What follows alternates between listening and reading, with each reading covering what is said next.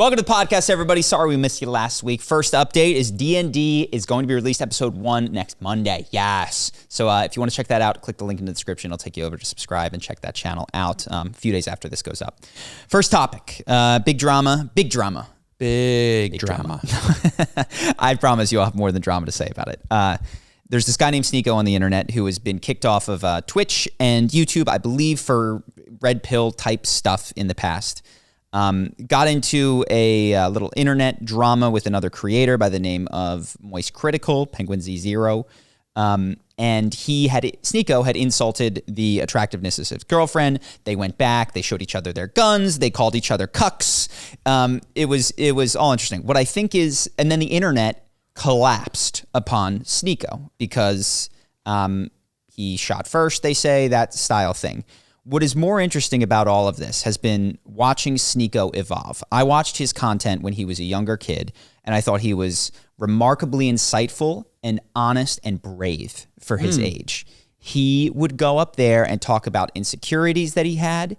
He would give takes that were not immediately well received, or they weren't the popular take at the time, but I detected an authenticity to a young man figuring out who he was, saying things as he saw it, without a tremendous amount of attempt to be cool. Please. Yeah. And if he was trying to be cool, he'd be like, I want to be cool. I'm trying to be cool. And so one of the things that I worry about is, I don't worry about this, but I think I see this and I think it's a problem, is that he has since, he started liking the red pill stuff, really fell in with Andrew Tate and enjoys a lot of his content. I think Tristan Tate at one point said, you have to carry on our legacy. And he was like, oh! I mean, that's how I know him, is the red pill guy that's like a minion of Andrew Tate.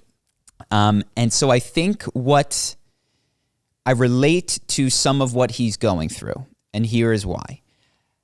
I think that for me and for many young men in their 20s, there is this experience of you find out that one thing that the Matrix told you is wrong. And for me, there were two things. One, the way it told me to get girls to like me was wrong. It told me, and I suffered throughout my high school, dote upon her, dream about her, You're think saying about like her. Movies you saw, what romanticism was. Yes. This is the Matrix, what you saw. The Matrix. This is like... and to the degree where this was at the beginning, the girl that I liked at one point, like I went into a Dunkin' Donuts and she wouldn't look at me or talk to me. And I didn't use that as a thing to separate from her. She also had this thing, which we were both young, where then she would AOL instant message me and be nice to me, and then hot, cold me. And I understand that more as an adult. But at the time, it was just like, well, all I'm supposed to do is just love and like her even more throughout all of this. I'm The Rock. Disney Channel movies. Yes. And whatever was in the media at the time. And so I got hot, cold, strung along for a long time, and it was painful. When I did pull back, she was even nicer to me. And then I read the game, and it told me, be a bit more of a challenge. Use this line to tease a girl in a bar. And I did it, and then there were laughters, and there was more interest. And I was like, the world is a lie. Everything is fake. Nothing can be trusted. Yeah. And the same thing happened with my career, which was you have to do it. You got to get a 9-to-5. You could be a lawyer or a doctor or this. Those are the top tier jobs, maybe even finance. That was breaking into the scene. And I did this internet thing. There wasn't a single authority figure or adult that actively supported me. I thank mom and dad for really allowing and not threatening me at all. They had their worries, but they did not get in my way. Yes. But nobody was like, yes. And then I broke out of it, found a life that seemed much more enjoyable than what my peers were doing, and even what my parents and all became of a those people zealot had done. in both fields. And I became a zealot. Yeah. And I was telling people like SNEAKO, you're wrong. This is wrong. This is not the way. I was evangelical, knocking on people's doors, bringing them the gospel. Yes. And it was only with time that I learned, one, this is not for everyone. The challenges faced by having, walking up to a girl at a bar is not something everybody wants to deal with. They might want to meet somebody in their social circle in a more relaxed setting. Two, that's not necessarily the best way to meet a long-term partner, though it can happen. What I had thought, this is what women and men's relationships are these sun sets and you go out and be really cool at the thing and all like that isn't the only way. And that the career stuff is, most people are not made for it. They really aren't. And I didn't realize that there was something in me that had a higher tolerance for the ambiguity and uncertainty of entrepreneurship. So that I felt guilty at times when I had like pushed people and then it wasn't right for them. Yeah. All that to say, I understand what it is like to be a young man convinced that everyone else is wrong and screaming at the top of your lungs that everyone needs to change. Thank God for me, though, much of that is not on camera. All of those obnoxious things are not being held against me. And when I did start to evolve and change my mind, there was no one to say, yesterday you said this and you were wrong. So I was able to like very gracefully and I think very quickly update, adjust, iterate my beliefs. And one of the difficult things is when you're on the internet and you have an audience and you are publicly shamed, canceled, kicked off of websites, two things happen. One, when you do reverse, people hit you even harder. You know what I mean? They come in, if SNEAKO today were to say, I was wrong about this or I lacked nuance, he would be mocked further, which... I mean, think about the veganism guy. Yeah. He got destroyed, right? Yeah. His entire community, he became a zealot and telling everybody, debating him, telling him they should be zealot. So this cosmic skeptic who would, and I think that probably made whatever happened, his movement in the other direction, very difficult. Yeah. Because when you're publicly out there, these are not people in your life. They do not have the same graces that a person in front of you, where there's a fear of violence and a necessity to look at someone. So the things that you're going to receive are much more aggressive. And two, I think that one of the other things that the internet creates is that whereas before, when in my family, where like I left the way mom and dad and cousins and aunts and uncles did things, but I didn't find like a new community. I took some of my friends and we started our old community, which meant that necessarily we brought our value sets with us. So like very quickly, we were like, this pickup artist stuff, they lie a lot. And we shouldn't do that because that's not the way that we want to do things. And we were almost benefited by not falling into like whatever they call like a gang of pickup artists with their like top hats and jewelry and a gaggle. A gaggle is what they're called when you get like more than four. When you get more than four. A gaggle of pickups. Had I fallen into that and I saw communities like that with older men, I probably wouldn't have been so sturdy in the beliefs that I brought over. I probably would have said, well, it's not a lie if it's flirting. That's literally a line in the game. It's not a lie if you're flirting, which I fucking disagree with. But I would have, had that guy been in my life, I probably would have taken his value set and just followed it. And I think this is what happens when the mechanics of the internet are such, you get kicked out of one community, the other community will find you, embrace you, and inculcate you with their ideology. So now specifically, SNEAKO is in this. So now SNEAKO is...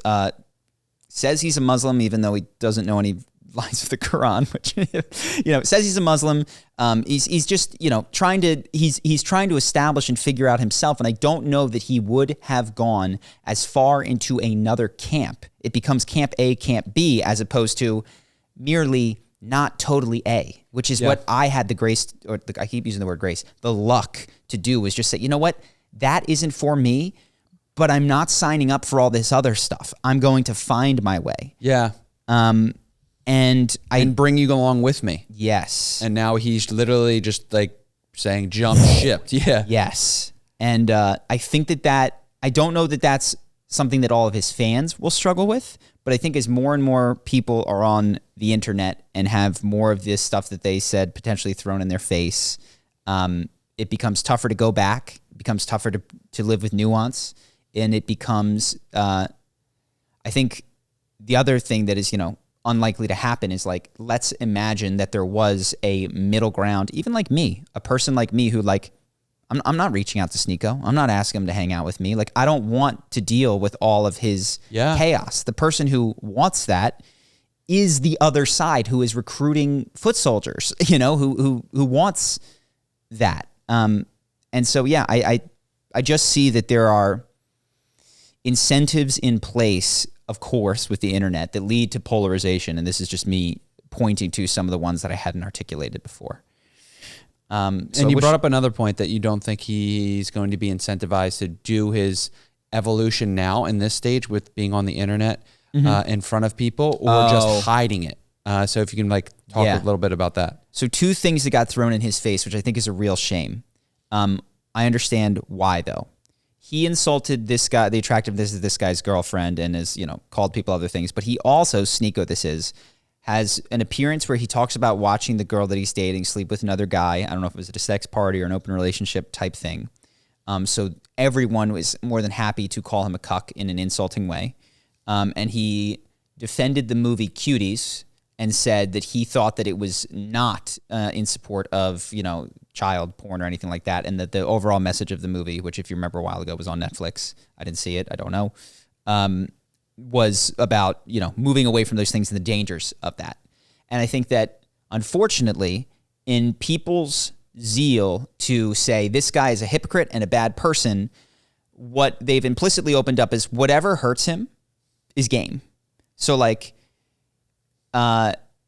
the cuck insult, the pedophile thing, the you support this, like all stuff that people excerpted from their dislike of him, they would not make these arguments to other people in their community. And so like they hit him with. And I understand, because they're hitting him because he's a hypocrite and he is very judgmental of other people's lifestyle and says that you're not man enough if you don't do it this way. That's sort of in his ethos, and then has this glaring seeming contradiction in terms of his past sex experiences. But unfortunately, I think what that does is that most times shaming people on their way out the door, whether this is like, you're in an argument or it's on the internet, makes it less likely that a reconciliation ever occurs, even though it is wildly empowering in the moment to just be like, oh yeah, well you're a yeah. And I meant, like, of course this isn't what the internet would ever do, and I don't know that I would be able to do this in the moment, but I have felt both of these urges in me at times when I'm upset. The one that is like, I can speak true words that can hurt you right now, which is what I want to do. Or I can hold my breath or take some deep breaths and try to find a bigger thing of like a deeper truth, which is, I see how hurt you are. I see how lost you are. And you're hurting me, and I don't want to be near you, which is more mature, and I think has more opportunity and creates more space for that person to grow without unpacking the barbs. That's not to say that you can't call out hypocrisy. You can, but when the intent is to wound, which, by the way, I definitely do. I'm not saying I'm better than this. It just makes it less likely that there will be a reconciliation and polarization continues. And I mean, if I'm SNEAKO, I am not telling people my vulnerable stuff anymore. Like, I'm hiding that, and you mentioned this prior off the podcast, that I'll just act like I've made changes, and then hold all my vulnerable stuff that he had shared years prior, for fear that people will use that to, like you said, have barbs against me.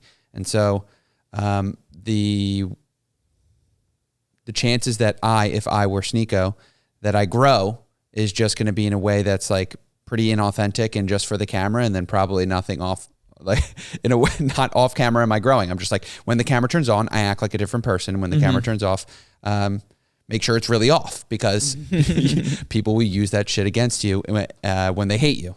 And I think you never, like, if he was doing sexual experimentation and finding out and testing that open relationship, you say, screw that. I'm going to move to an ideology that appears more defensible, which is the full-on Andrew Tate. I keep my women under control. And you just adopt what has been proven to be a more impregnable ideology that you now need to live by. Which might not be him either way. Which may not be appropriate or right for him. Yeah. And I do, I think Andrew Tate is also someone who clearly has issues with vulnerability.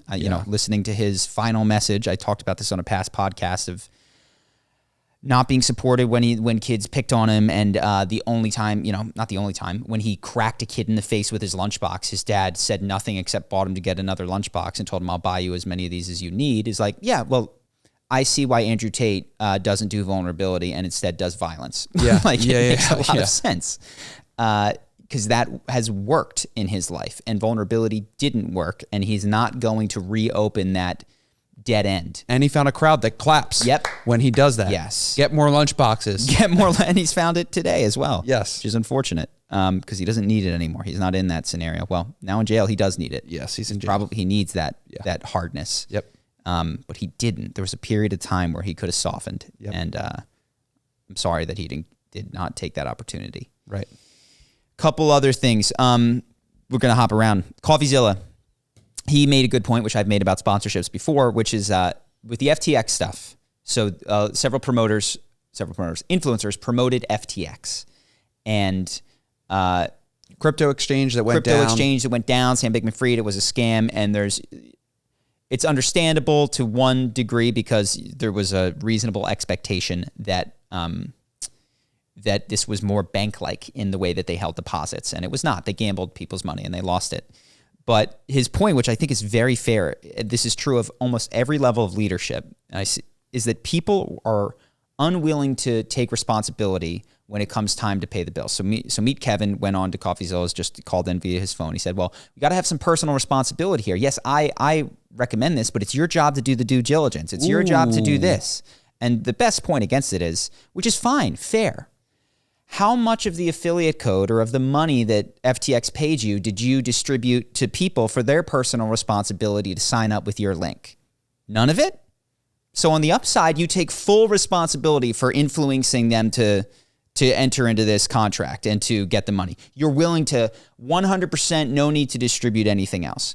But when things don't go well, all of a sudden, all of the responsibility is on them. How much money are you going to give back? None.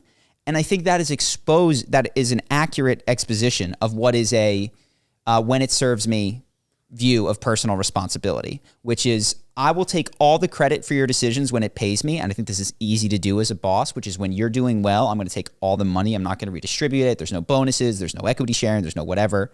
And, flip side is you, when things go bad, I'm going to make sure that I get paid first, whatever. Now, I guess it doesn't work with bosses because the risk, this is why I'm pausing, the risk on you is like if the business goes to zero, people do get their salaries before, at least this was what would happen at Charisma on Command before I got paid. Also, they're finance gurus. Their entire livelihood is about telling you things that will work, and you get a reputation that what you say has truth and value to it, and they sell courses and advice, and then at the very end they tell you, you got to do your due diligence, but it's different. The reason... Because FTX or the lawyers that are suing these influencers also sued Tom Brady and lost. And they found that, Tom Brady throws a football, you should do your due diligence. They just got him as a face that you would recognize to get a reputable person to authorize FTX. And now they're suing influencers on YouTube, a whole litany of them that are finance gurus like me, Kevin, the Iced Coffee Hour guy, and a few others, Andrew Jink, because they told you FTX was a safe thing. And you've seen in the past with these influencers, right? Like say that you should buy this stock or this company has value because of the information I've acquired over a long year doing this exact thing. I'm an expert in this. Like, I don't know, if Tom Brady was like, this is how you throw the perfect spiral with this football and you should buy this product, I'd be like, okay, if it doesn't fucking work, I'm coming to you, Tom Brady. Yep. But if Tom Brady's telling me to get a financial product, I'm like, you're just a face that I recognize. And, fortune favors the bold. That's Matt Damon. But yeah. The other, I'm thinking of another way of imagining this, like what is the fair way to conceive of it? And I think this is the argument I could make to support Meet Kevin, which is over the years of making free to access content with there's an ad that you pay, but it's free dollar wise. He has been creating brand value, through his things. FTX says, I would like to purchase from you some of your brand value. And he says, okay, I'll sell you some of my brand value. When FTX goes under, the way that he suffers, which is perhaps appropriate and enough, is that his brand value goes down. And hopefully people don't listen to him as much as they might have, or don't listen to him in the appropriate amount to the money that they lost. And they go, you know what? I'm never listening to this guy again. And he can't command the same rate of what it is to sell his brand value because he doesn't have it. And when you think about it that way, it is interesting. And this is why I don't... Yeah, that's really fair. And here's the thing. and I think this is a really fair way of viewing it, because it also lines up with another feeling that I have, which is I don't want to do sponsorships. I only want partnerships. Because and I know that this is uncommon for most podcasts, I think we've been able to do it very well with Charisma on Command, with the exception of one or two, is have sponsors that are genuinely additive, so that when they give you money, it's like my association with you isn't me just putting your words in my mouth and selling off a chunk of my brand value. It's like a magical growth of brand value. So one that I would love to do with D&D is D&D Beyond. I think it's a great system. It's better than a character sheet. And if you haven't used it yet, your life will be improved when you sign up for D&D Beyond. And there's a product market fit. So then I'm building a brand value with this. They say, hey, can we give you money? My customer goes and signs up for D&D Beyond. It works really well for them, and that adds to my brand value. Yeah. As opposed to they signed up for FTX, that destroys my brand value. And so, yeah, this is why I don't want to sell access to the words that come out of my mouth. I want to align myself with partners that I would represent anyway, and be compensated for the fact that I've built a megaphone through which I'm happy to spread their message, because I actually think it helps other people. This is one of the criticisms with another YouTuber, Jake Tran, who would, in the same video, would out people for being scams and then promote a product that was supposed to be the anti-scam. So he'd say this crypto coin is crap and watch out for this, but here's one that really works. And then, some of them, the market don't. And he got a lot of backlash for that. Yeah, I think the issue with I think that's really cool to because do you think Meet Kevin's brand has gone down enough or in the right direction to represent what his benefit was with FTX? I imagine it has. And this is the thing, it goes down, as long as it's publicized and this isn't a secret thing that happened, I imagine that people value his advice on average less than they did before this. Sure. And again, I want this particular FTX one, I do have a greater degree of compassion for, because it was fraud, and while I do think it's important for influencers to check out the products, there is, of course, when someone is lying to you, not everyone is Coffeezilla investigative journalism, and there's a need to pay the bills. But for me, I've been lucky enough and prefer to, I say lucky, but also by design, built a product that I have much more control over, so that if there was a fraud, it would have to be on the membership plugin that stole people's emails or something. I've limited the window by which my customers can be taken advantage of, because I've made the product, and there's only a handful of third-party services that I use that could potentially exploit them. Right. So that is, make your own product. It's better. You have better control over the value of it. All right, next up, J.K. Rowling. So I've been listening to her podcast. I haven't gotten all the way through it. I don't think this is a thing that I spoke about, but she has this line, which is that she understands that the basis of her oppression to be her sex class. And she's got, broadly, the reasons that I've heard her describe, though she may have others, is that one, when she was writing Harry Potter, the publisher told her, we need you to use JK and not Joanne, because little boys won't buy a book written by a woman, which I think is a shame, if true, though maybe it wasn't true. I'm not sure. I'll be honest, when I first saw it, I thought it was J.R. Tolkien. So she kind of rid off that a little bit. I thought it was R.L. Stein. I thought that was the thing that people did. Yes. But that was what they told her, and that was why they did it. E.B. White or whatever. Yeah, they had a lot of those at that time.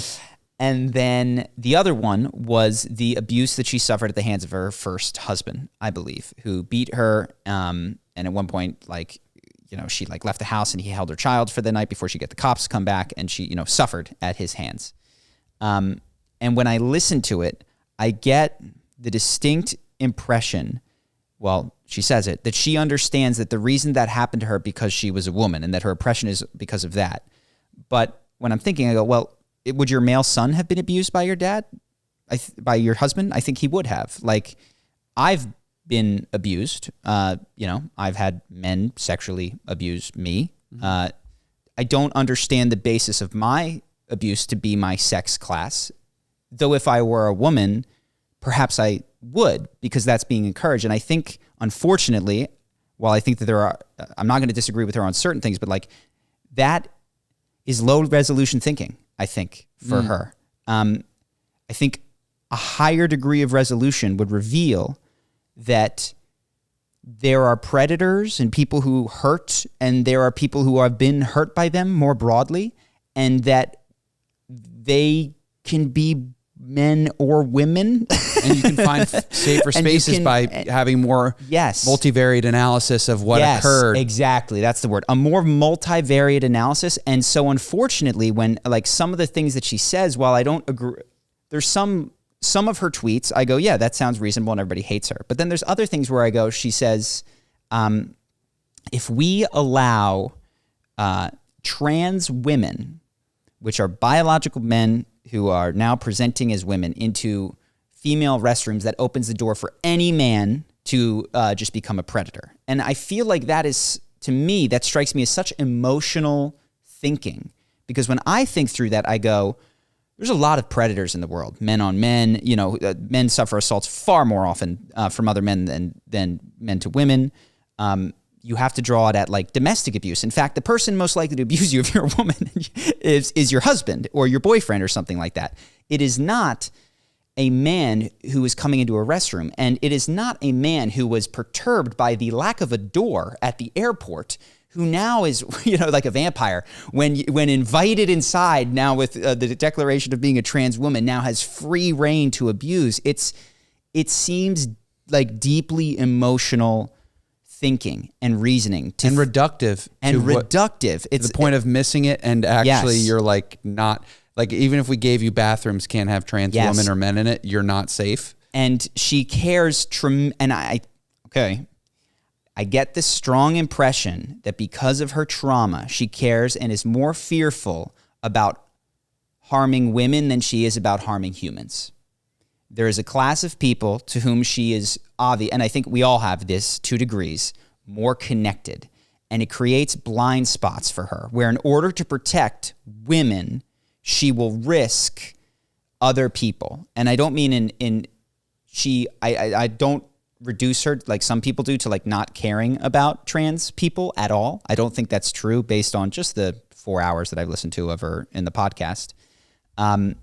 But she seems to have a class of people that matter more as a result of her own experiences. And when I listen to her, I think that she would be, while she was at times very clear, cogent, and restrained, I think she would be sharper, though probably not sharp enough to stop all of the accusations of transphobia and turf, whatever, because I think that those are a mirror image of her, which is they've suffered abuse in their life, and then anyone who tripwires their sense of, oh God, this person is on that side, immediately is the enemy. Wow.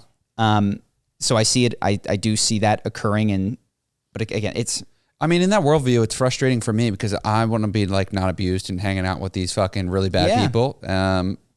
And I have to be across the fence in this. And I'm like looking through, it's like, it's all safe over there. Mm-hmm. And I'm not invited because of my genitalia or what she determines a biological male is. And I think that sort of misses the point. I want to go to the women's bathroom. There's pee all over the man's seats. And I don't pee on the seats. And I want to come in and clean I pick up the seat. I think I've demonstrated. I mean, I have a special... I'll sit and pee. Yeah. I just don't want to go to the one that smells like... it's crazy. I have a special class in movies. I hate when the horse dies. I think we should sacrifice more humans to let the horse live. I don't know. I don't know what you're talking about, how that relates. She has a special class of humans called women that get to...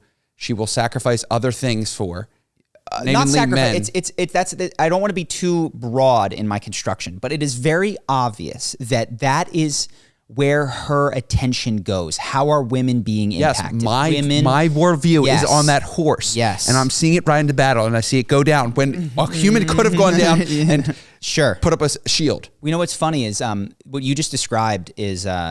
My girlfriend goes to, she's in animal rescue, and she goes to these events where these people will bleeding heart, SOS, 2-week-old kitten needs bottle help. Oh my God. And then she meets them in person, and their disdain for the homeless is, and this is consistent. And I actually think, I think that there's like an interesting trauma that drives people to various professions, and we can discuss and have a fun time of what some of those are that I've sort of cataloged in my life. Yeah, but I think animal rescue is I can't deal with people, and I've been harmed by people, and absolutely, I need to hang out with children and or animals. I feel this in myself. Who I project all of the goodness of the world onto, and I take all of the badness, I project it all onto people. Yep. And that's not to say every animal rescue. I don't think that, but I think that is a broad type of trauma that is you are more likely to find in that community. Yes.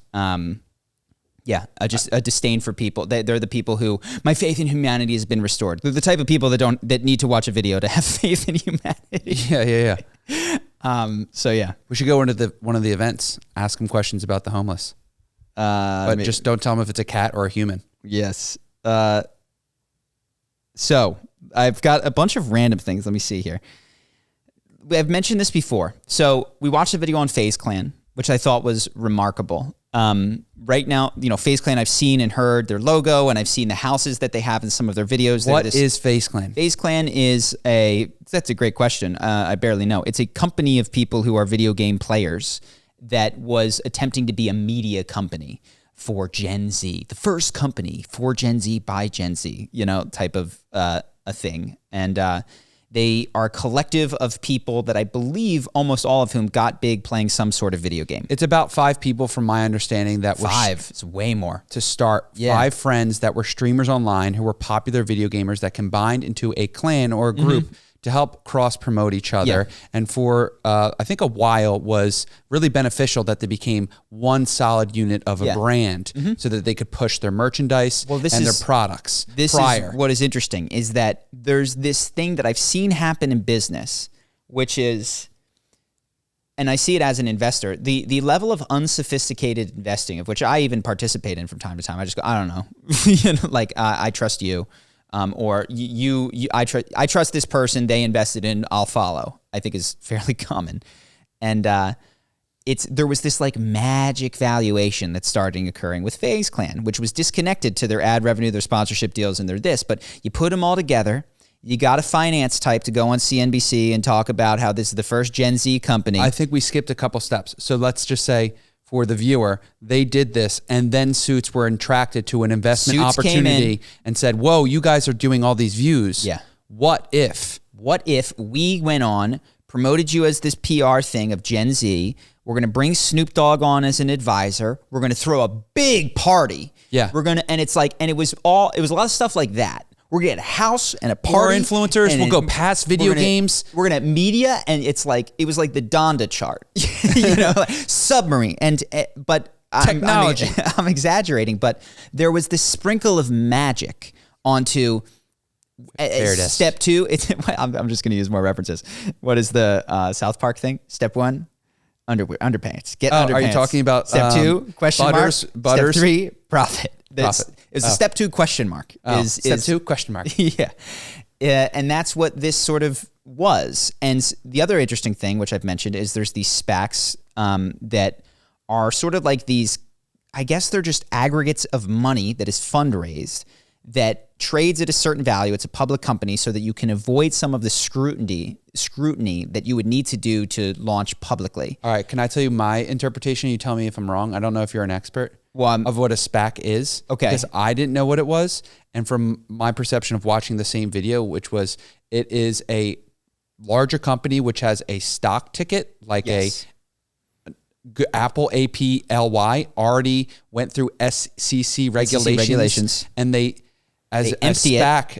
empty that, and they're able to put... They leave money in it. Yes. And then they purchase with that public company a private company. A smaller private company. Yes. They smash into this thing that's already passed through SEC regulations. And this smaller company doesn't need to get SEC regulated. Does it? Well, I'm sure that there's minutia there. But yes, it allows you to circumvent a lot of that stuff to bring private to public. Okay.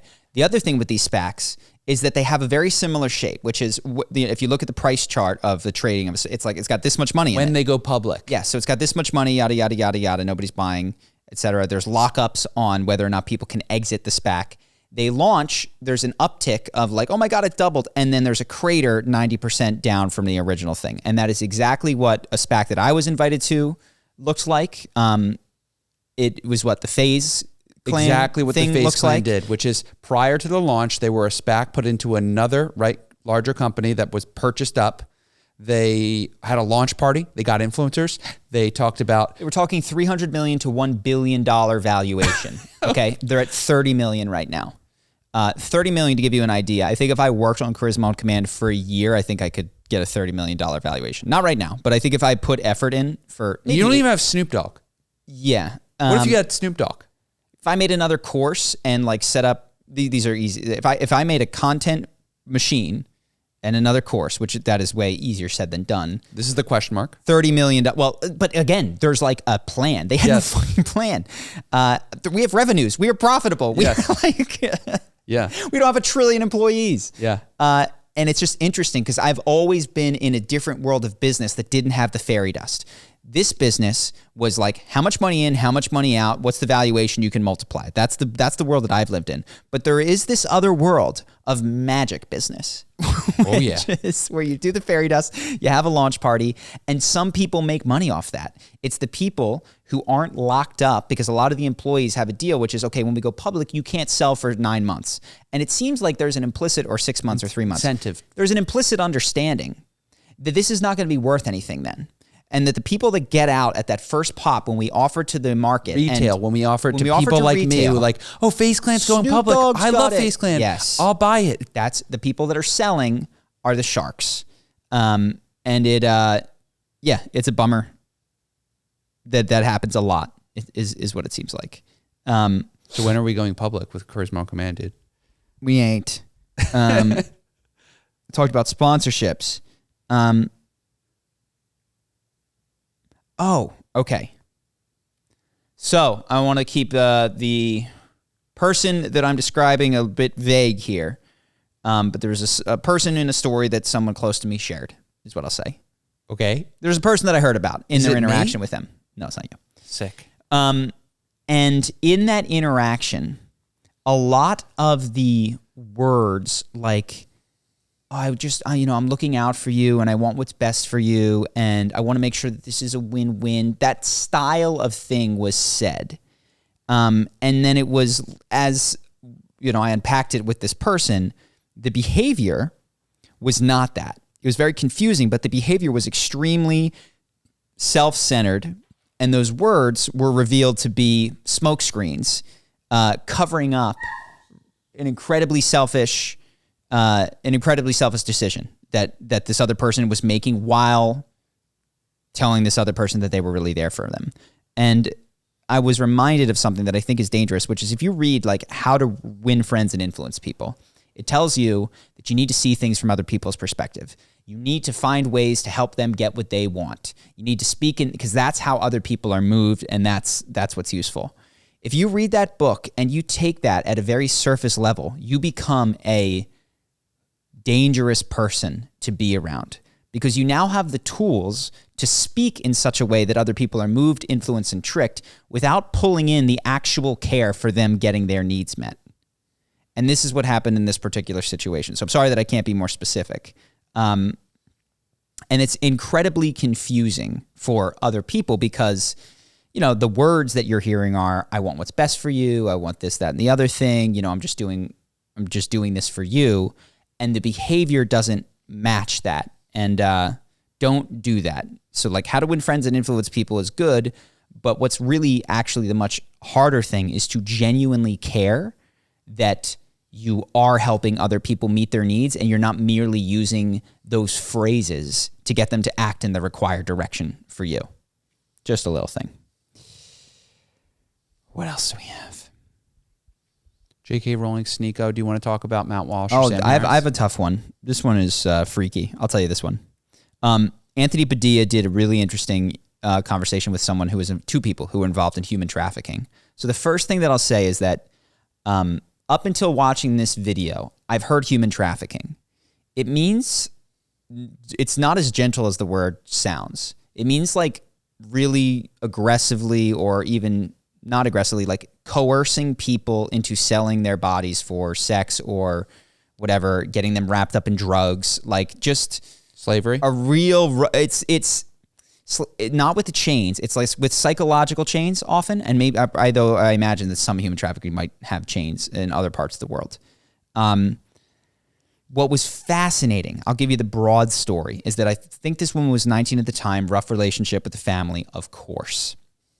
This woman at work is really nice to her. And for her birthday, she takes her out to the club. They have a great time. She's getting a table. Yes. And by the way, I think it's this woman's birthday, or I forget, I don't know whose birthday. At the end of the night, the woman says, "You owe me $600. She says, "What do you be? I thought that this was your party, or I thought you were." No. And she get in the car. She's got an outfit for her. She's got a thing. She drives her to the strip club, and she says, "You got to go in there, and you better earn me $600. Starts to protest, says, "I know where you live. I will kill your dad if you don't go do this." Or this is ridiculous, I bro. know. So insane, Henry, insane. She goes in. Immediately, there's a guy who's there. He's nice to her. Gives her 5 drinks. Loosens her up. She goes in and makes $600 doing dances. Comes out. Woman takes the money. And she said she felt good about it at that point. She was like, "Wow, I did it." And again, the psychological destruction that I understand. How far away you've gotten from just a night out. I understand this in my own life, man. And if I wasn't human trafficked, I was abused. If I didn't live it and I didn't know what the mind is capable of doing, I would go, "Oh, you could have, you should have." I fucking get it. She was then taken to a hotel where she was given drugs. I don't know if she was drugged more than, but at this point, the difference is like, there were 2 men in the room. She was given drugs, and she says she won't use the R word because she doesn't like using it, which, by the way, I fucking understand. And that was the first night. And they assaulted her, but you can use a worse word than that if you want to imagine it. And then that went on for a while. And the way that she started to get out of it was now she's working at the strip club. She's that's her life now. And I don't know exactly the relationship. The cops have a training session where they go to the strip club owners and they teach them about human trafficking and they teach them what to look for.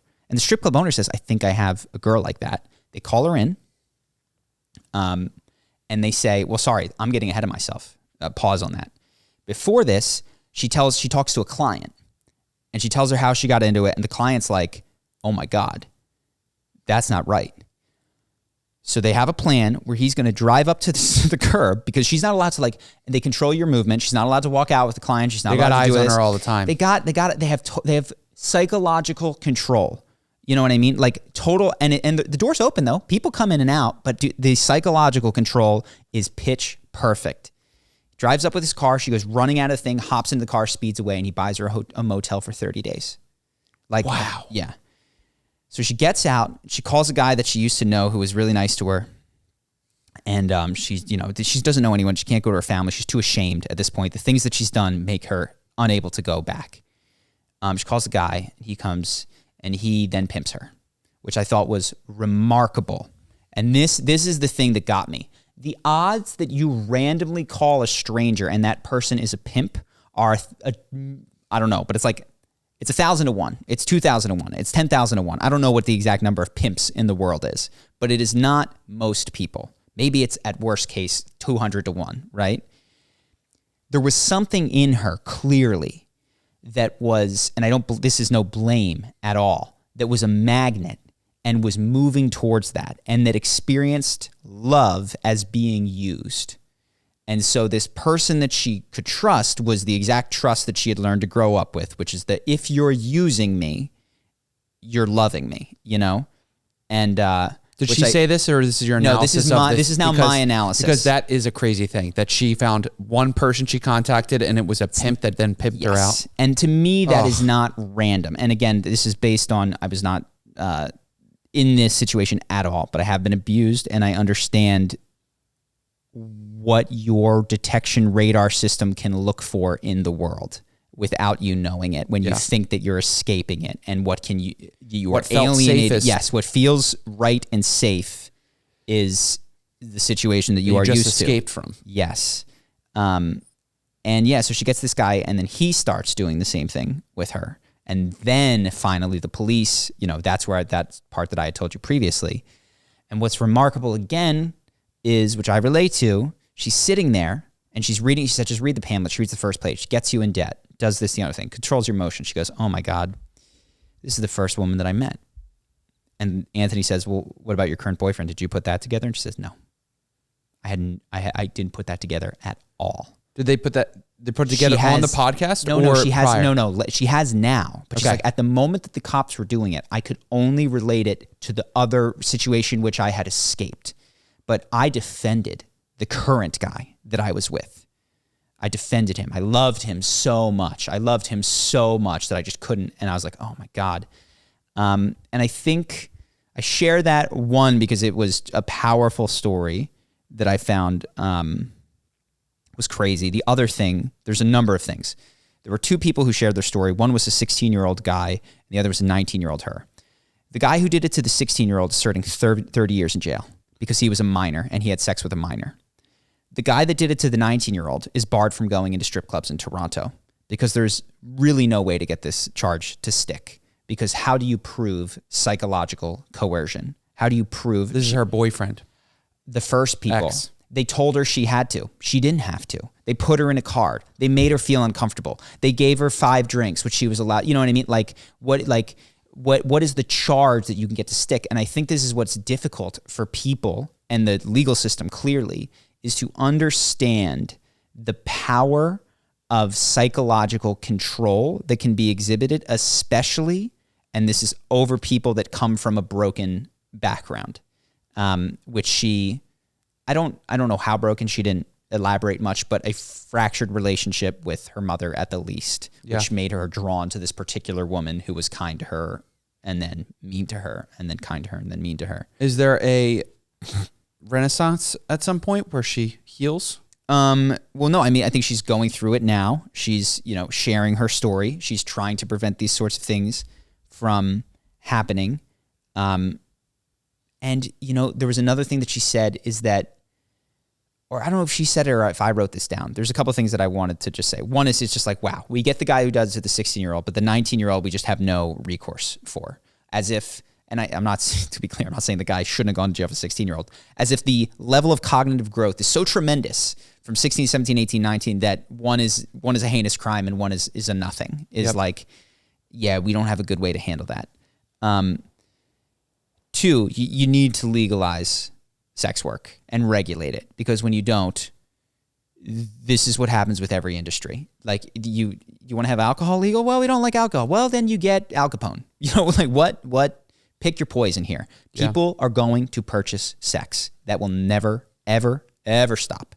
You need to legalize overage. And we can figure out what that age needs to be. But for adults, that needs to be a legalized, regulated industry, because you get worse when it's driven underground. It's scary for when I hear that. It just seems scary to be like, we need to do this. I feel the same thing with most drugs. Yeah, it's like that seems like a giant decision to legalize it. Yes. Look at alcohol, man. I mean, geez, how much we tolerate from alcohol, but we wouldn't consider legalizing sex work, when there's other examples of places like Amsterdam that have done it, that you can, with levels of protection. Like, it's not like this is an experiment that hasn't been run. Just like a world where it's you don't have to. You don't have to. Well, but yeah. Oh, to be clear, who is it me to tell people? I don't mean legalizing what these people did to this girl. I mean legalizing like the sex work aspect of it with check-ins and STD tests and psychological profile people who come in and that sort of a thing. Yeah. Because you can make it safer. Yes. And then there was another thing which is that the sense guilt being the lever that is pulled, the getting in debt and that resonance. To be clear, this is my own addition. I know this feeling of owing somebody something. I've carried it my whole fucking life. And I think that is what made me susceptible as a young boy to this type of a thing. Yeah. Which is, I owe you. I feel guilty very consistently. And that is the playbook is to activate guilt, because the type of person who that falls works for this, yep, is the type of person who can't feel, that's not my shit. That's not my fault. You didn't tell me. You owe me an explanation. You owe me an apology. But when for people that are hairline sensitive to guilt, somebody telling you that you owe them something, and any ambiguity there is they're right. Yeah. And the way that is ruthlessly exploited. And then the further thing of shame, which they then take and they get you to do all this stuff, and they even hurt you even more, and that makes you less likely to seek help. Yeah. That what they did the first night with her probably made her even less likely, that they made it worse for her, makes it harder to get out. I thought that all of that was telling and important to understand from a psychological perspective of how abuse occurs in the world. Yeah, I really want to know what occurred in the family setting. You could ask her to come on. Yeah, I don't know. Yeah. It was crazy. So I'm seeing if I wrote down anything else. That it's the second largest criminal industry in the world, $150 billion of human trafficking. Wow. That's worldwide. But yeah, it's a lot. And again, these are estimates. It's not like you can go audit the books of this type of a thing. And this is related, though I wrote it down separately. I watched Cole Sprouse. I did as well. On YouTube talk to Diary of a CEO. One, the guy is sharp, remarkably sharp. And I was like, how did he get this? Because he talks about having a narcissistic mom who put him in showbiz at the age of 8 months and, and all of the issues that created. Who is Cole Sprouse? He's the guy from my generation from Big Daddy. He was the little kid Julian in Big Daddy. From your generation, he was on a Nickelodeon show or something. Yeah, and he's a twin. And he's a twin, which is why he was allowed to be in this, because you can get more hours out of twins because there's child labor laws that say each child can only work so many hours a day, so you can do more filming. So if in the 90s, there was a bunch of twins in movies, yes, which now makes the whole magic of Hollywood seem a little bit dirty. Yeah. But yeah, go ahead. Well, again, it was a well-intended thing, which is we want a kid in a movie. We'd like to have a movie that doesn't just have people over the age of 18, and yes, you can only work so many hours, and that's, whatever the Olsen twins and the this twins and the that twins, yes, and they play a single person. Yeah. And I was just trying to figure out, I was like, why did this guy get it? He did some therapy, but he also describes having, how his dad, eventually he wound up with his dad. And it seems like the value of, of course, having two great parents is great, but the delta between no good parents and one good parent is incredible. I don't know what else to attribute it to based on having listened to him talk, but, he's had some opportunities to go to therapy. He's done some other things, but he seems like he's got his head very well screwed on his shoulders, given what he also describes as the narcissism of his mother to put him in these situations, and the churning out of child actors, and the not physical, but emotional tumult and confusion, and you're the breadwinner for your family, and we need you to do this, and the theft of your childhood from you. To come out the way that he has, I'm like, I guess having one good parent, having one person who can model empathy, care, being with you is incredible. And I think that's a Gabor Mate quote as well, which is what separates a difficult experience from lifelong trauma is one adult in the room, just one adult who can be with you through the experience, yeah, or the reliving or the recounting of it. But really interesting interview. Highly recommend it. And so that relates to the previous story, because he seems like he had that in his father, and you're wondering about the girl in the human trafficking story, if she could have had one, or not that I wonder about her, but it's just it's remarkable because I know of people in similar situations where they don't have one. And the depth of confusion that they struggle with is immense. It's not like he has half of theirs. It's infinitely more confusion that these other people have. And it seems trite to say. I watched a guy, but I think he's right. His name is Danny Morell on Instagram. He says that to children, their mother and father are the masculine and feminine representation of God in the world. Mm-hmm. And so if you at least have God kind of on your side, it means a lot in the universe. But if God never shows up for you, and what I mean by that is not to say that you need a Christian God, but what I mean by that is that this life, this experience loves you and cares for you and wants what's good for you and is not against you in an attempt to break, abuse, and use you for its own benefit, your life is going to be radically different than someone who doesn't feel that feels that this, that they are here to be used, abused, taken advantage of. Exactly. God's love comes through being comes used through using and you, trading and in another way. And the best case outcome if you don't do therapy is you find a way for the universe to use you, and you exchange money for love for the rest of your life. Or there are degrees of healthiness that are on that scale if you didn't have parents, and I'm not saying that you're doomed forever.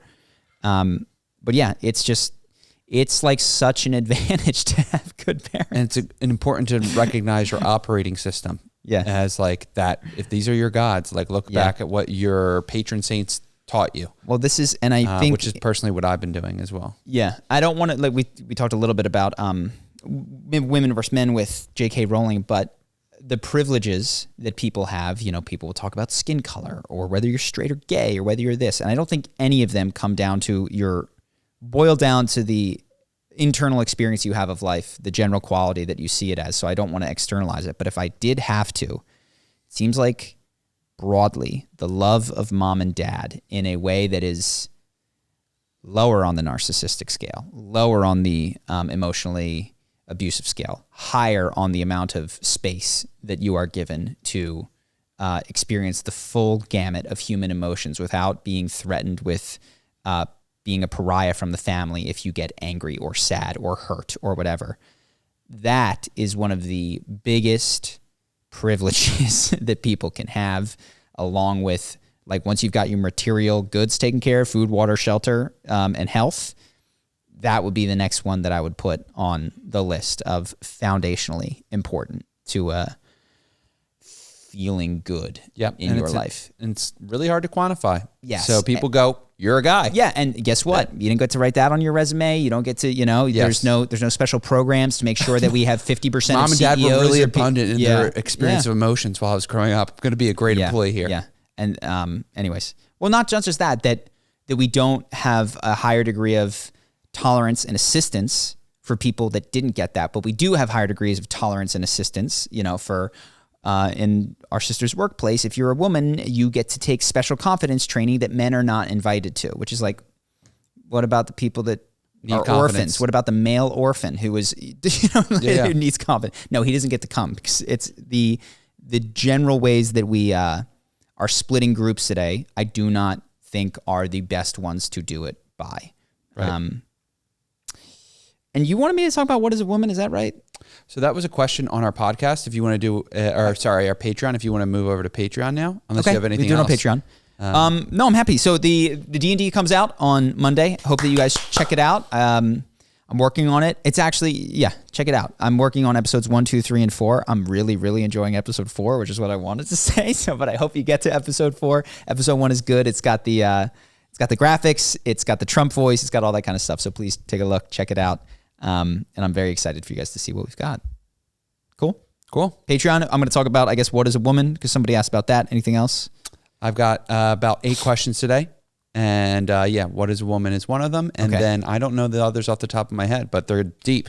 If you want to join, we got more on the Patreon. It helps us keep the podcast going. So we appreciate you guys. Either way, thank you very much. See you next week. Peace.